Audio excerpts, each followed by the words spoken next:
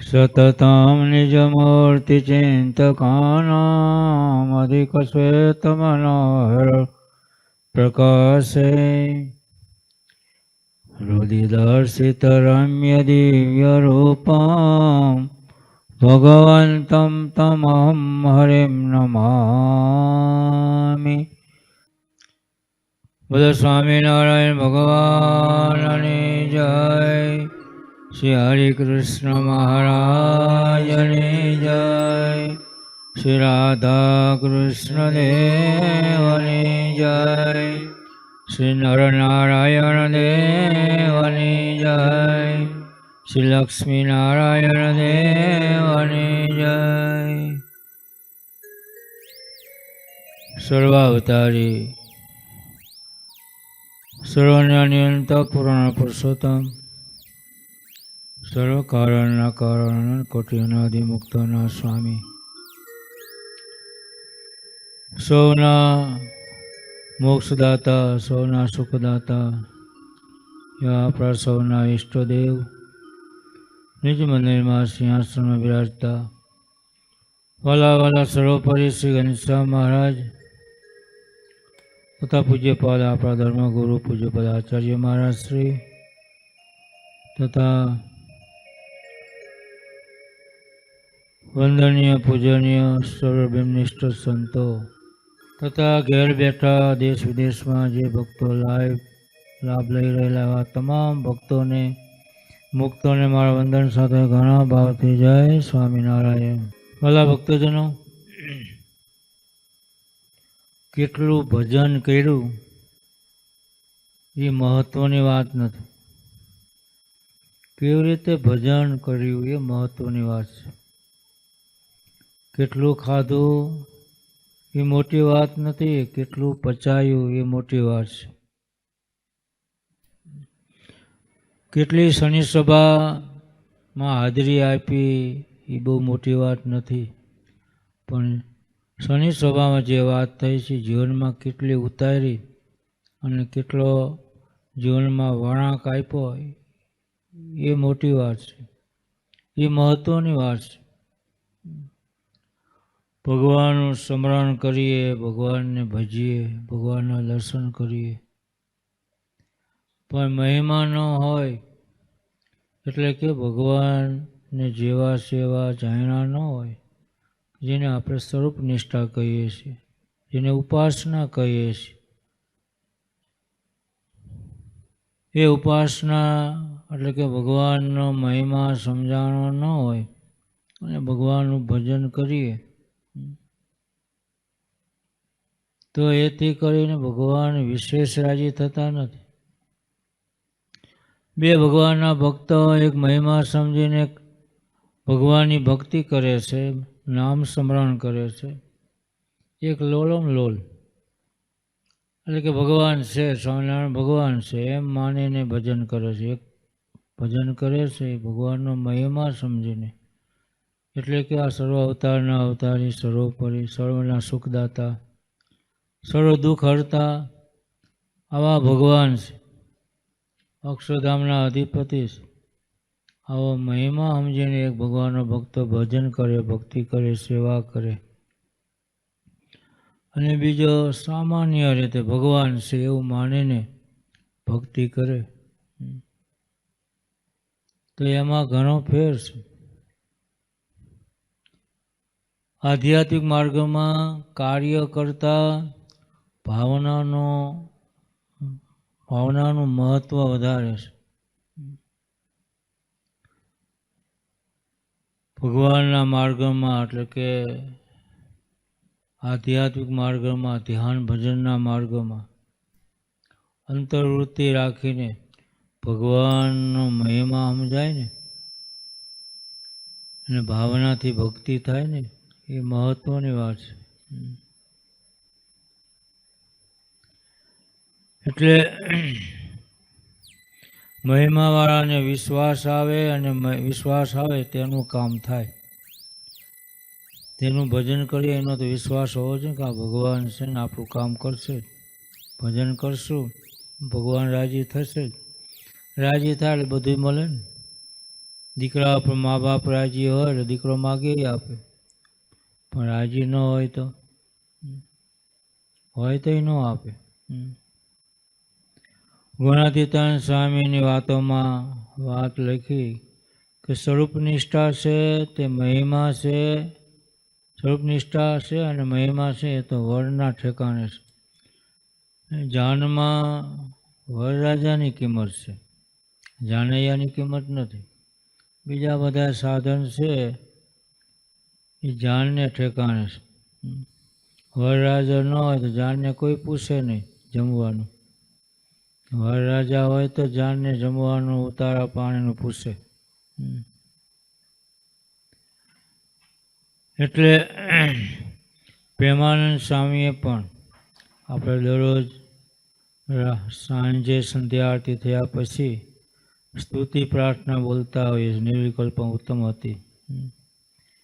એમાં પ્રેમાનંદ સ્વામી બોલ્યા, નિર્વિકલ્પ ઉત્તમ હતી, નિશ્ચય તવ ઘનશ્યામ. ભગવાનનો નિશ્ચય કેવો હોવો જોઈએ? એમાં કોઈ વિકલ્પ નહીં કે ભગવાન સર્વોપરી હશે કે નહીં હોય. ઉત્તમ અને અતિ ત્રણ વિશેષણ વાપર્યા છે. ભગવાનના નિશ્ચયની બાબતમાં પ્રેમાનંદ સ્વામીએ ત્રણ વિશેષણ વાપર્યા: નિર્વિકલ્પ, ઉત્તમ અને અતિ. આ ત્રણેય સહિત ભગવાનનો નિશ્ચય હોવો જોઈએ. ભગવાન એ ભગવાન, એમાં કોઈ ત્યાગ ભાગ નથી. મહાત્મ જ્ઞાન યુક્ત ભક્તિ તવ એકાંતિક સુખધામ. ભગવાનની ભક્તિ કેવી કરવાની કીધી? મહાત્મ જ્ઞાને યુક્ત. કેવળ ભક્તિ બતાવી નથી, મહિમાએ સહિત અને જ્ઞાને સહિત. ભગવાનના સ્વરૂપનું જ્ઞાન. કોઈ દિવસ ખબર જ ન હોય ભગવાન કેવા છે. નાના બાળકને કહી દીધું હોય કે આ સ્વામિનારાયણ ભગવાન છે, તો એ ભગવાન માની લે. હાલો, એને જ્ઞાન નથી ભગવાન કે ભગવાન. હાલો, પણ કેવા ભગવાન છે, કેવા મોટા ભગવાન છે. વરસાણી ગામના બે ડોહાઓ હતા. એક ડોહો નરેન્દ્ર મોદી એ વખતે મુખ્યમંત્રી હતા. તે બાજુ કંઈક પ્રોગ્રામ હશે. એક બાપાએ કીધું, હાલો હાલો કે નરેન્દ્ર મોદી આવે છે. હવે આ બીજા બાપાને ખબર નરેન્દ્ર મોદી એટલે કોણ. આ બાપા જઈને આવ્યા ને પછી કીધું ઓલા બાપાને, નહોતા આવ્યા એમને, કે અરે તમે આવ્યા નહીં ને, કે કેવી મજા આવી. ગુજરાતનો રાજા આવ્યો હતો. ગુજરાતનો રાજા નરેન્દ્ર મોદી કે તે ગુજરાતનો રાજા કહેવાય કે? હા, કે પહેલાં તો મોઢામાં ફાટવું હતું તો આવત કે. ત્યાંથી એમ કીધું નરેન્દ્ર મોદી આવે. મને શું ખબર કોઈ નરેન્દ્ર મોદી કોઈ માણસ હશે કે આવતો હશે? ખબર નથી આ કાકાને કે નરેન્દ્ર મોદી કોણ છે. એ માણસ છે. એમાં આપણે સ્વામિનારાયણ ભગવાનને ભગવાન માનીએ છીએ. કેવા ભગવાન છે, કેવા મોટા ભગવાન છે, કેવા મહિમા છે, કેવા સ્વામિનારાયણ ભગવાને કાર્ય કર્યા. કોને કોને ભગવાને મહારાજે પોતાના ઈષ્ટદેવ તરીકે દર્શન આપ્યા. આવું કાર્ય બીજા કોઈ અવતારોએ કર્યું નથી. એટલો મહિમા સ્વામિનારાયણ ભગવાનનો સમજાય છે. નોટું બધાને કહેવાય. 2000ની નોટો તો હવે સરકાર પાછી ખેંચી લેશે, પણ 2000ની નોટની નોટ કહેવાય, ચલણી નાણું કહેવાય. 1000ની તો છે નહીં. 500, 200, 100, 50 બધાની નોટું કહેવાય છે. પણ 2000ની નોટમાંથી જે આવે એ કંઈ 50 રૂપિયાની નોટમાં આવે, એમાંથી આવે. વિદ્યાર્થી બધાને કહેવાય. કોલેજમાં ભણતો એને વિદ્યાર્થી કહેવાય. પહેલામાં ભણતો હોય, હાઈસ્કૂલમાં ભણતો હોય, 8મા 10મા 12માં ભણતો હોય, બધાને વિદ્યાર્થી કહેવાય. પણ પહેલામાં ભણતો એને ઇંગ્લિશની ચોપડી આપો તો વાંચી શકશે? વિદ્યાર્થી એને કહેવાય. પણ કોલેજમાં ભણતો હોય, ઇંગ્લિશની ચોપડી આપો વાંચી શકે. બધા એને ભગવાન કહેવાય. મહારાજ તો વચનાવતમાં એમ બોલ્યા કે ભગવાનને લઈને મુક્તાનંદ સ્વામીને પણ ભગવાન કહેવાયેલો. આપણા સંતોમાં એટલી સામર્થ્ય હતી જ. ગોપાળાનંદ સ્વામીની સામર્થ્ય કેટલી? ગોપાળાનંદ સ્વામીએ શોભારામ શાસ્ત્રીનું માથું ઉડે નહીં, માથું કાપવું ન પણ જીવતો રાખવા માટે આકાશમાં ગ્રહણને અટકાવી દીધું. વિચાર કરો. બધા સંતોમાં આવી સામર્થ્ય હતી. આ તો સ્વામિનારાયણ ભગવાન પૃથ્વી ઉપર આવ્યા અને ભગવાન તરીકે ઓળખાણા. અને તો આ બધા ભગવાન તરીકે પૂજા. જો સ્વામિનારાયણ ભગવાન પૃથ્વી ઉપર ન આવ્યા હોત તો આ બધા સંતો ભગવાન તરીકે પૂજા એવા હતા. એટલી સામર્થ્ય હતી. એટલે ઘણી વખત આપણને મહિમા ન હોય, ખબર ન હોય, એટલે લોલમ ભગવાનની ભક્તિ કરતા હોય. લોલમ લોલ કાકો ભત્રીજો ભરવાડ જમવા માટે ગયા હોટલમાં, લોજમાં. ઉનાળાનો સમય, કે નામ બામ તો આવડે નહીં, શું ખાવું એમ. હોટલવાળાએ પૂછ્યું શું ખાવું છે? કે ઉનાળાની સિઝનનું જે હોય ને એ મીઠાઈ આપજો. ઉનાળામાં તો શ્રીખંડ હોય ઠંડો. શ્રીખંડ ને બીજી બધી વસ્તુ આપી. તે ખાતા ખાતા ઓલો કાકો હતો ને ભત્રીજાને કહે છે કે મારો બેટો આ કેવું, કેટલો બધો મીઠો છે. ટાઢો છે તો મીઠો છે, ગરમમાં ગરમ કેટલો મીઠો લાગે. ખબર જ નથી કે આ શ્રીખંડ છે એ ઠંડો ખવાય અને ગરમમાં ગરમ ન ખવાય. એમાં બાજુમાં કોઈ બેઠા હશે, એને બેલ વગાડ્યો તો ઓલો ભાઈ આવ્યો કે આ ડાળ ટાઢી આપી છે, ગરમ ગરમ ડાળ જોઈએ, કે ગરમ કરતો આવી. કે તો આ ભાઈએ બોલ્યા, ભરવાડભાઈ, એટલે આ શ્રીખંડ લઈ જાય, આને ગરમ કરતો આવી. કે એટલે ઘણી વખત આપણે ભગવાન ભજીએ છીએ, પણ એ ભગવાનનો મહિમા કેટલો છે. ભગવાનના નામમાં શક્તિ કેટલી છે. ભગવાનની શક્તિ તો વાત જુદી છે. પથ્થર ઉપર રામ નામ લખવામાં આવે, પથ્થર તરી જાય. ભગવાનમાં શક્તિ કેટલી છે, રામ પ્રભુમાં શક્તિ કેટલી છે. સ્વામિનારાયણ ભગવાનનું નામ લેવાથી કાળા નાગનું ઝેર ઉતરી જાય. તો સ્વામિનારાયણ ભગવાનમાં સામર્થ્ય કેટલી. શ્રીજી મહારાજે સારંગપુરના 5મા વચનાવતમાં વાત કરી. મહાત્મા જાણીને અતિશય પ્રીતિએ કરીને મને સહિત એકાગ્ર થઈને દ્રષ્ટિ આદિ જ્ઞાન ઇન્દ્રિયોને કાબૂમાં રાખીને દર્શન ભગવાનના કરે છે, ભગવાનનો સ્પર્શ કરે છે, નામ લે છે, તેને જે તેનું ફળ છે, અને બીજાને તો જે પરમેશ્વરના દર્શન આદિ થાય છે તેનું બીજ બળ થાય છે. મહિમાએ સહિત ભગવાનના દર્શન કરે પ્રીતિએ કરીને એને ફળ મળે છે, એમ કહે છે મહારાજ સારંગપુરના વચનાવતમાં. બીજાને બીજ બળ બંધાય છે, એ આવતા જન્મે ફળ થાય, એનું મળે ફળ. સ્વામિનારાયણ ભગવાનનું નામ લીધું એટલે એનું કલ્યાણ તો જરૂર થવાનું. આ જન્મે નહીં તો આવતા જન્મે એનું બીજ બળ બંધાણું એટલે એનું કલ્યાણ તો થવાનું જ.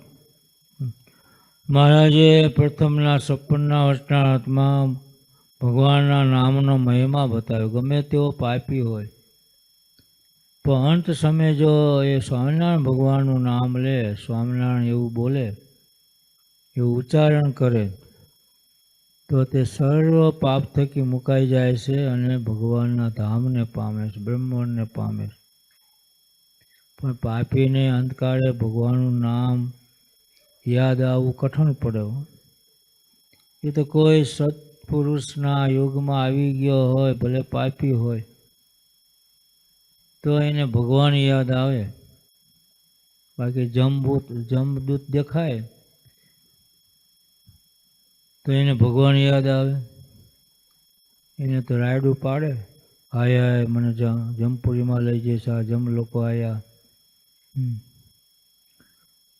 એટલે વાલા ભક્તજનો, ભગવાનના નામનો મહિમાની એક વાત કરીએ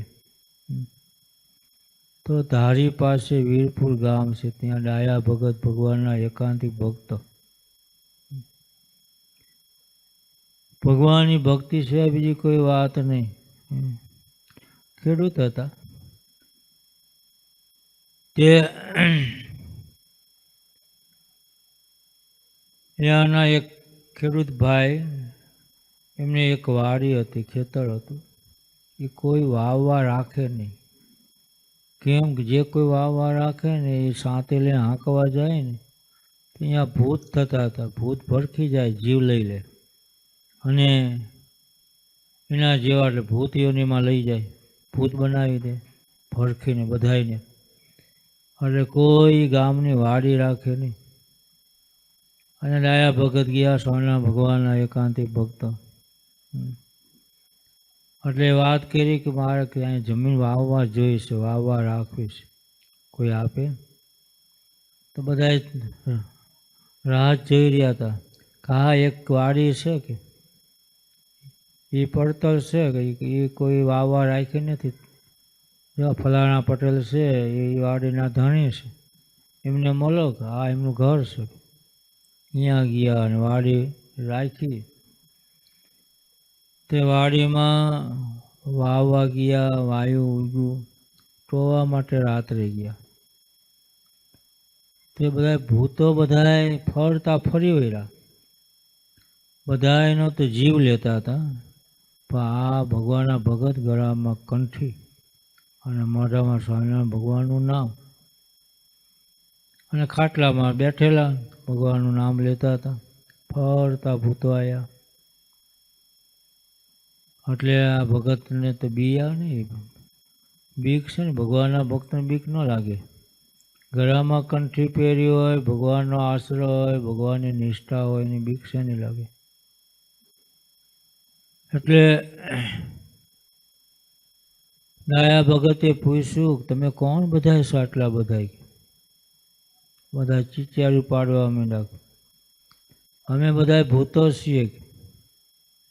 અહીંયા જે કોઈ આ વાડી રાખવા આવે છે ને અમે એને ભડકી જઈએ છીએ, જીવ લઈ લઈશ અને અમારી હાથમાં ભેરવી દઈશ, એને ભૂત યોનીમાં પ્રવેશ કરાવે છે, ભૂત બનાવી દઈશ ભડકીને. એટલે અમારી સંખ્યા જો વધી ગઈ છે. પણ તમે સ્વામિનારાયણ ભગવાનના ભક્તો છો, ગળામાં કંઠી છે, મોઢામાં ભગવાનનું નામ છે, એટલે અમે તમારી પાસે આવી શકતા નથી. અમે બળીએ છીએ, તમે અમારા ઉપર દયા કરો. અમારે આ યોનિમાંથી, ભૂત યોનિમાંથી છૂટવું છે, ગમે એમ કરીને અમારો ઉદ્ધાર કરો. પેલા તો અમારા પાપ બાળો, અમે બધા પાપી છીએ ને, એટલે અમને ભગવાનના ચરિત્રોની વાતો કરો, એટલે અમે ભગવાનના ચરિત્રો સાંભળીએ, અમારા પાપ ધોવાય, પછી અમારો ઉદ્ધાર કરો. ત્યારે ડાયા ભગત કહે છે તમે બધાએ તો કથા સાંભળવા માટે તૈયાર છો, પણ મારે આ બધે આખું આ વાયુ છે ને ખેતરવાળી ફરતો આંટો મારવો પડે, કે બધા રોજડા શિયાળિયા બધું બગાડી જાય, ખાઈ જાય, કે એની જવાબદારી અમારી, કે અમે કોઈને અહીં આવવા નહીં દઈએ. તમે અમને ભગવાનના ચરિત્રોની વાતો કરે. ડાયા ભગત તો વાંધો નહીં, ડાયા ભગત ભગવાનની વાતો કરે, અને આ ભૂત લોકો આ જે વાયુ હોય ને, ખેતી પાક હોય ને, એ બધાની રક્ષા કરે ફરતા, કોઈને આવવા ન દે. 10-15 દિવસથી આ એટલે એ ગામમાં કેવરાત્માનંદ સ્વામી આવ્યા સત્સંગ કરાવવા માટે. એટલે ડાયા ભગતે એમને રસોઈ આપીને જમાડ્યા. પછી વાત કરી, સ્વામી એક કામ કરવાનું છે, આજે 4 વાગે છે ને તમે નાવા આવો વાડીએ કે મારી વાડીએ. ભલે બપોરે સંતો 4 વાગે નાવા ગયા. પછી બેઠા, ત્યાં બધા ભૂતો આવ્યા અને ચીચારું પાડવા માંડ્યા, અમારો ઉદ્ધાર કરો, અમારો ઉદ્ધાર કરો. એટલે એ વખતે દયા ભગત કે જો આ મારા ગુરુ છે, આ કેવળાત્માનંદ સ્વામી અમારા ગુરુ છે, એમના દર્શન કરો, તમારા મોક્ષ માટે જ આ ભૂતિઓનીમાંથી છૂટવા માટે આ સ્વામીને હું લાવ્યો છું, મારા ગુરુને. પછી દયા ભગતે કેવળાત્માનંદ સ્વામીને ગુરુ મહારાજ દયા કરો, આ બધા ભૂતોનો ઉદ્ધાર કરો. એટલે સ્વામીએ તો તુમરેમાંથી પાણી લઈને ભગવાન પાસે સંકલ્પ કરીને કે મહારાજ આ બધા આત્માને આ જન્મ તો કલ્યાણ નહીં થાય, બદ્રિકાશ્રમમાં મોકલું છું, અહીંયા તપ કરશે, પછી સત્સંગમાં બધાને જન્મ લેવડાવજો, પછી તમારી ઉપાસના દળ નિષ્ઠા તમારું નામ સ્મરણ કરશે, તમારા ભગત બનશે, પછી એ જીવનું કલ્યાણ કરજો. આમ ભગવાનને મનોમન પ્રાર્થના કરી બધા પર પાણી છાંટ્યું. બધા આકાશ માર્ગે ધુમાડો થઈને ચાલ્યા ગયા. ભૂતિઓનીમાંથી કેવળાત્માનંદ સ્વામીએ છુટકારો કર્યો અને પછી તો બદ્રિકાશ્રમમાં તપ કરીને સત્સંગમાં જન્મ લઈને શ્રીજી મહારાજે બધા એનો ઉદ્ધાર કર્યો છે. એ બીજી વાત, કચ્છમાં દહીંસરા કરીને ગામ છે, એ ગામમાં કેસરાભાઈ કરીને ભગવાનના આવા એકાંતિક ભક્ત રહે, ખેતીનું કામ કરતા. વાડીએ કૂવામાં પાણી હતું એટલે ગામના લોકો બધા કપડાં ધોવા જાય, પાણી ભરવા જાય, કોઈ પશુ પાવા જાય. ત્યાં વાડીમાં મોટો એક કાળો નાગ રહેતો હતો. કાયમ માટે વાડીમાં રહે અને વાડીમાં જીવ રહી ગયો હોય ને, એ કુટુંબી જ હોય, એ નાગ થઈને અંદર રહેતો હોય. એટલે બધાય બહેનો ભાઈઓ બધા ભક્તો આ કેસરાભાઈને કહે આ નાગને તમે મારી નાખો, કોકને કરડ છે તો જીવ લેશે. કેસરા બાપા કહે છે હું સ્વામિનારાયણ ભગવાનનો ભક્ત આશ્રિત કંઠી બાંધીશ. મારા ઈષ્ટદેવે તો શિક્ષાપત્રીમાં જ્યારે ઉપદેશની શરૂઆત કરીને આગળના 10 શ્લોક તો મંગલાચરણના છે, ઉદ્બોધનના છે. 11મા શ્લોકથી અહિંસાની વાત કરી છે. અમારા ભક્તોને જાણી જોઈને કોઈ જીવ પ્રાણી માત્રની હિંસા ન કરી, જૂ માકડ ચાંચડ આરી કોઈ પણ જીવની હિંસા ન કરી. હું તો કોઈ મારીશ નહીં, કોઈને મારવાય નહીં દઉં કે આમ બોલ્યા. એમાં એકવાર બન્યું એવું, એ પોતે પેલા જૂના જમાના કોષ હતા ને, આ મશીન કે સબમર્સિબલ પંપ નહોતા, કોષથી પાણી ખેંચતા. કોષ જોડવા માટે ગયા તો એ કોષમાં સર્પ હતો, તે કરડો. ખબર પડી કે સર્પ કરડો. સ્વામિનારાયણ સ્વામિનારાયણ કરવા મળી ગયા. ઘેર આવ્યા અને કેસરાભાઈને કેવા બધા માણસો ખબર પડી, બધા જોવા આવ્યા. કેસરા બાપા તો બસ સ્વામિનારાયણ સ્વામિનારાયણ કરવા મળી ગયા. મંદિરે જઈને બધા મંદિરે માણસો ગામના આવ્યા, હગાવાલા બધા. પછી તો એમની રીતે કહેવાય ને કે ચાલો બાજુમાં ગામ છે, અહીંયા માતાજીનો ભૂવો છે, એ દોરા ધાગાથી નાગ ઉતારે છે. કેસરાભાઈ કહે છે મારે ક્યાંય જવું નથી, સ્વામિનારાયણ ભગવાનની ઈચ્છા હોય એમ થશે, મરી જઈએ તો ભગવાનનું ધામ મળશે. એક દિવસ તો આ લોકોને છોડીને જવાનું જ છે, તો વહેલું ધામ મળે શું વાંધો છે, મારે ક્યાંય જવું નથી. ભગવાનની ઈચ્છા હશે નાગ ઉતરી જશે, ન ઉતરે ભગવાન મને ધામમાં લઈ જશે. તમે બધા ભગવાનની ધૂન કરો. ક્યાંય જવાની ના પાડી દીધી. સ્વામિનારાયણ ભગવાનની ધૂન મંદિરમાં કરવા માંડ્યા અને નાગનું ઝેર ઉતરી ગયું. ભગવાનના નામથી આ ઝેર ઉતરી ગયું.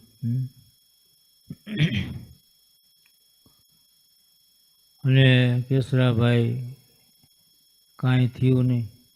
આ ભગવાનના નામનો મહિમા છે. એ ભગવાન આપણને મળ્યા છે. મનુષ્ય સ્વરૂપે ભગવાન પૃથ્વી ઉપર વિચરતા હોય ત્યારે ભગવાનને ઓળખવા અઘરા પડે. અત્યારે ઓળખવા ભગવાનનો આશરો કરવો એ હાવ સહેલું પડે. બસ કહી દે કે આ ભગવાન છે.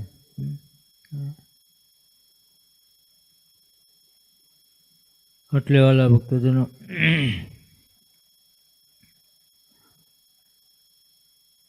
ઝાલાવાલા સોરઠમાં ગારિયાધર કરીને ગામ છે. ત્યાં બે ભૂદેવો રહેતા હતા. દેવકૃષ્ણ નામ હતું, એકનું નામ એના બીજા ભાઈ હતા. બે ભાઈ જ હતા.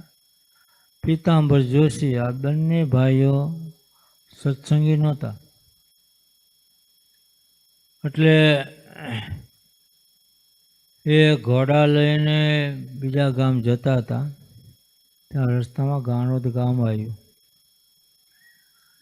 અહીંયા સ્વામિનારાયણ ભગવાન બિરાજમાન છે. કોઈએ સમાચાર આપ્યા કે સ્વામિનારાયણ ભગવાન, જે સ્વામિનારાયણ કહેવાય ભગવાન છે. આ બંને ભાઈને એમ થયું કે આ કળિયુગમાં ભગવાન હોય કે ભગવાન કેવા હોય કે ચાલો આપણે જોતા જઈએ કે ભગવાન હશે તો એમનો આશરો કરીને અને ભગવાનનો આશરો રાખીને આપણા જીવનું સારું કરશું, જીવનું કલ્યાણ થશે. જોઈએ તો ખરા ભગવાન કેવા હોય. તે ભાદર નદીમાં ઘોડાને પાણી પાઈ અને અહીંયા છૂટા મૂક્યા કે ચડે ઘડીક વાર. પછી આપણે સ્વામિનારાયણ ભગવાનને જોઈ આવી કે કેવા છે ભગવાન. એમ ભગવાન હશે ખબર પડી જશે ભગવાન છે એમ તો આપણે એમનો આશરો કરશું, જીવનું કલ્યાણ થઈ જશે. બંને ભાઈઓ હાથ પગ ધોઈને પાણી પીને અને મહારાજ સભામાં બેઠેલા દૂર ઊભા રહ્યા, ભગવાનને જોયા. તેમ સામાન્ય માણસ કપડાં પહેરાવે એવા કપડાં પહેરેલા પોતા જેવા જ.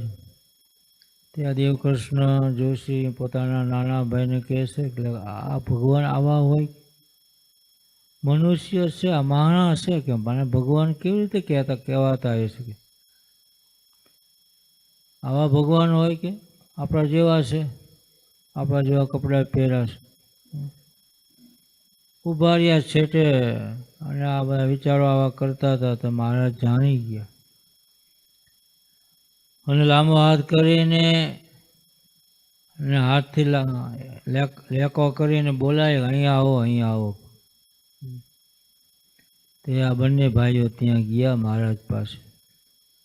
આ તો તમે તો ગારિયાધરના ભૂદેવ નહીં કે બંને ભાઈઓ નથી? તમારું નામ દેવકૃષ્ણ, આપનું નામ પીતાંબર કે બંને ભાઈઓ જ છો ને? અને તમે આ ઘોડા છૂટા મૂકીને આવ્યા છો ભાદરા નદીના કાંઠે, તો કોઈ ચોર ડાકુ હોય છે ને તમારા ઘોડા લઈ જઈ શકે. ઘોડા કબજે રાખો, જલ્દી જાઓ.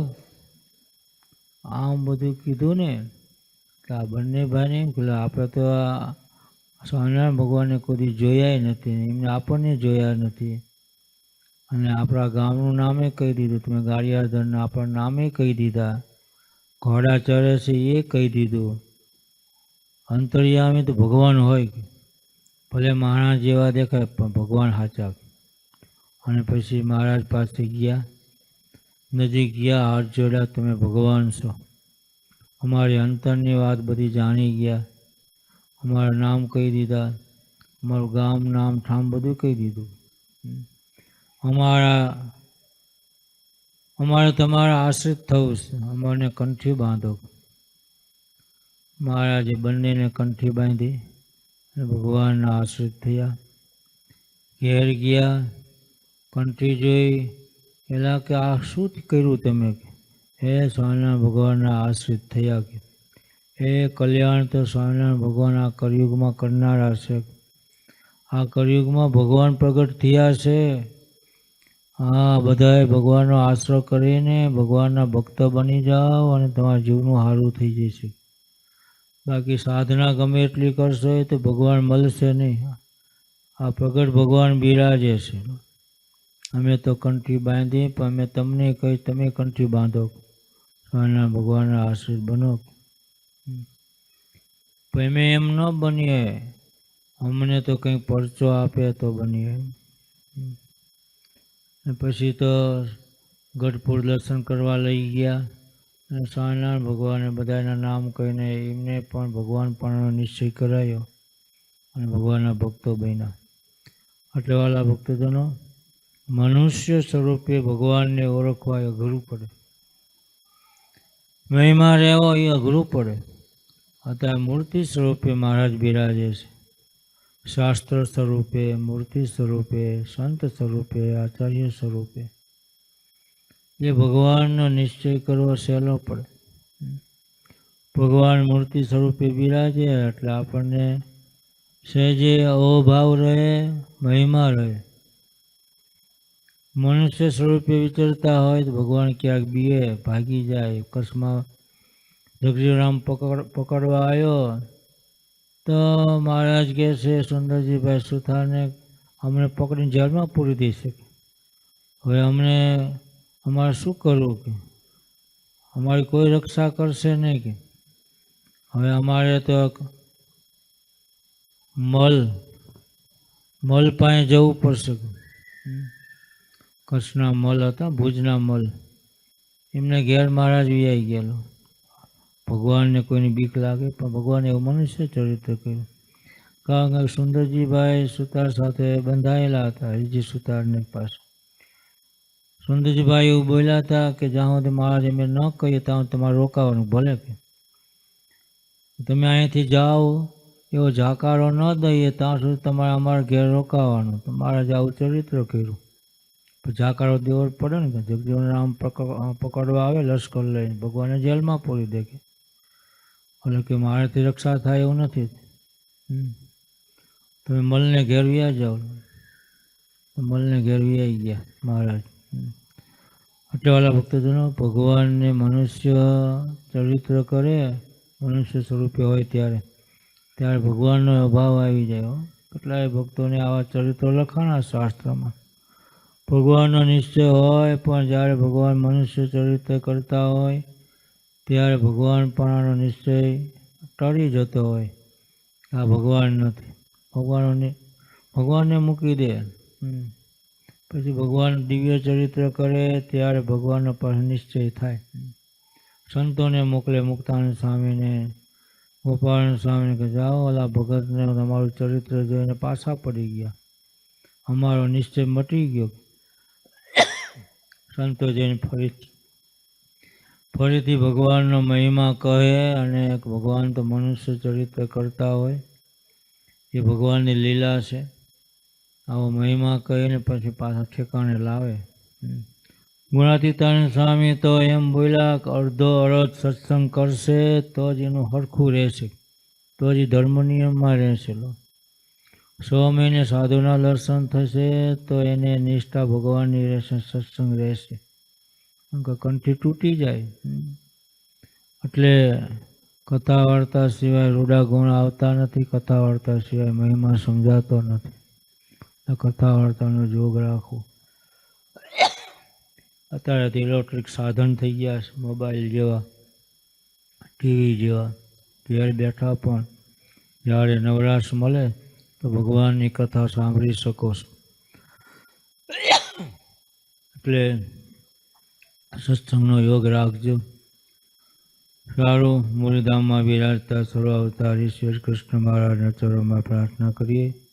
નિજ મંદિરમાં સિંહાસનમાં બિરાજતા સર્વોપરી શ્રી ઘનશ્યામ મહારાજના ચરણોમાં પ્રાર્થના. અને મહારાજ સૌનું આત્યંતિક કલ્યાણ કરે એ ભગવાન શ્રી હરિના ચરણોમાં પ્રાર્થના. બોલો સ્વામિનારાયણ ભગવાનની જય.